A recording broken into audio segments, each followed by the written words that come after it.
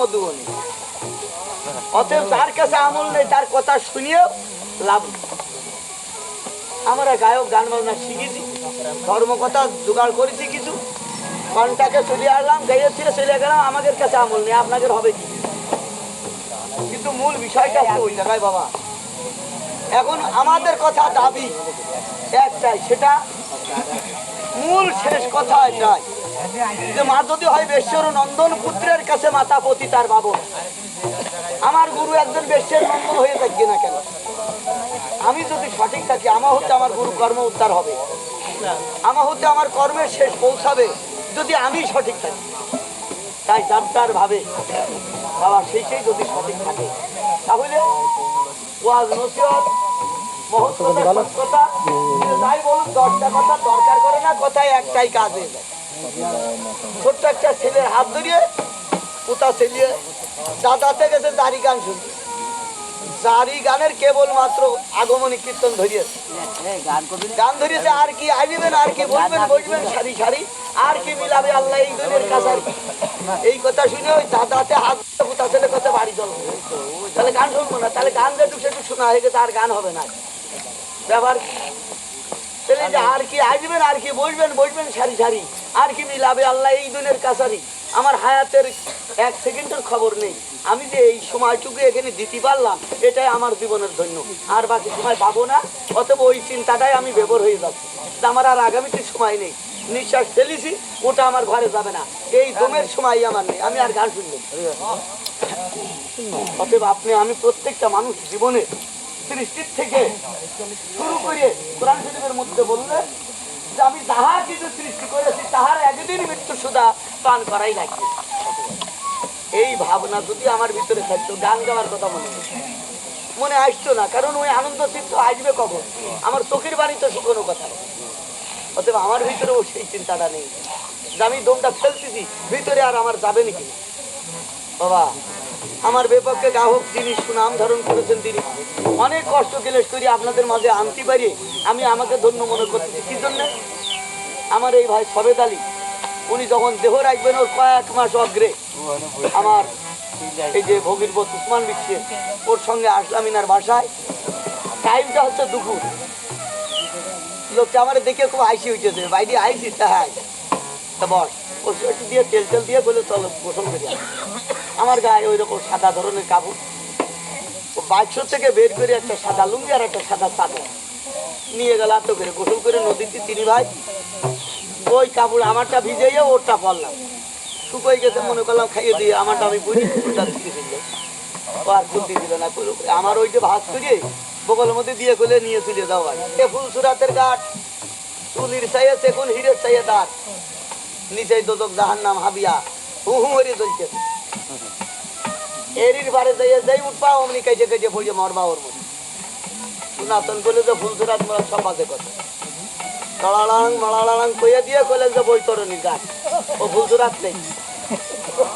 এই বৈতরণীর ঘাট তরিবিহীন বকনা গরু ল্যাস ধরে ভারতীয় যদি নেট আমল থাকে ওই পাশে চলে যাবা, বিদ্যুতের মতো যদি না হয় তাহলে পড়বা আবার যাইয়ে ভারতের মাঝখানে। এই সনাতন বলে দিল ওই বৈতরণীর ঘাট। যারা সাধ্য সিদ্ধ পুরুষ, সাধক মহাপুরুষ যারা, এরা কইলে তো তোর ইসলাম সনাতনের একটাও বিশ্বাসী নেই, নগদ দিটা খেয়ে যেত। পারস্যের কবি উমর খৈয়াম বললো, দূরের বাজনা খুব শোনা যায়, মাঝখানে তার বিদায় ভাত, নগদ দাবাও হাত পেতে নাও, বাকির খাতায় শূন্য থাক। বাকি কাজের মধ্যে এরা বিশ্বাসী। এই যারা দেখবে সাদা কাপড় যে কয় যা, এরা নগদের কিছু অলি আছে সেনি বাকি দিনে। এরা বললো যে ফুলসুরাতের ঘাটও মানি নে, বৈতরণ ঘাটও বিশ্বাস করিনি, এই নগদ ত্রিবেণী আছে এই যে ভাত। এরা বলতেছে ওই কথাই, নগদ ত্রিবেণী যেটা যেটা কাইটে ফুটিয়ে মজে পড়তেছি আর মরতেছি, এই যে বার হয়ে তারপরে বৈতরণী আর ফুলসুরাত পরে দেখবো, আগে এই দেখতে পাইছে না। এই বললো এই জাতের মানুষ। আজকে ওই দুটো বাদ দিয়ে নগদের দাঁড়িয়ে কাজ হবে, এইটাই বার হওয়া যাবে কি করে, আর এই যে বাঁচা যায় কি করে। আমি কিন্তু আর বাঁচিনি আর বাঁচবো, মনে করেন যে আমি মরা আছি, তবুও মহতের কালাম ধরিয়ে যদি বাঁচা যায়। তাই লালন শাহ বললেন যে এখনো বহিছে প্রবল হতে পারে কিছু সাধন, এখনো যত সময় বাতাস বইছে অত সময় যদি মহৎ কথা একটু ধরা যায়, তাহলে যদি কিঞ্চিত বেঁচে ওঠা যায়। এমনি ভাবের একটা কাজ তাই হবে।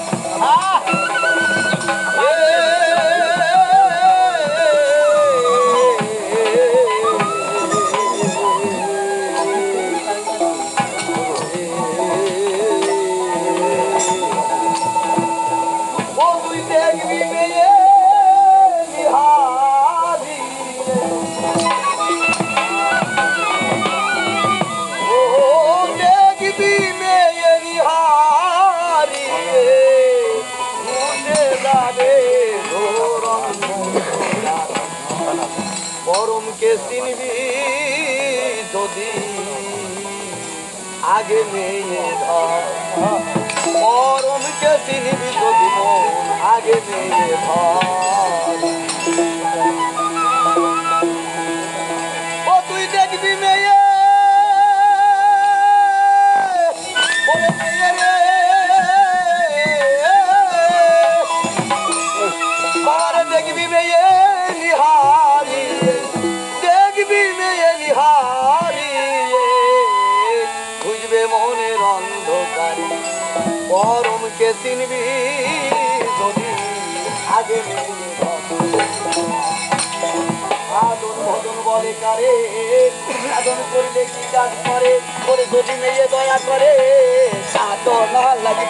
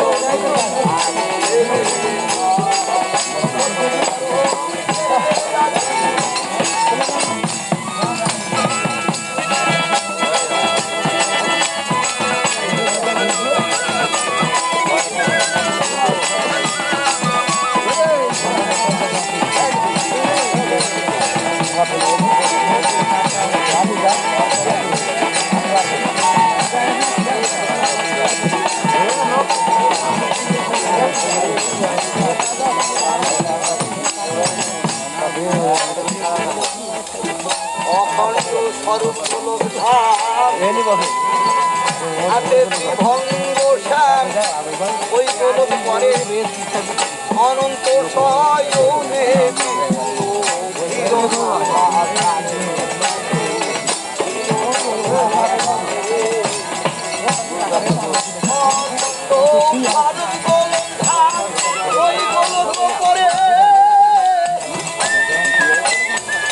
অনন্ত সয়নে বিষ্ণু ক্ষীর ধারে ডালিম্বের পুষ্প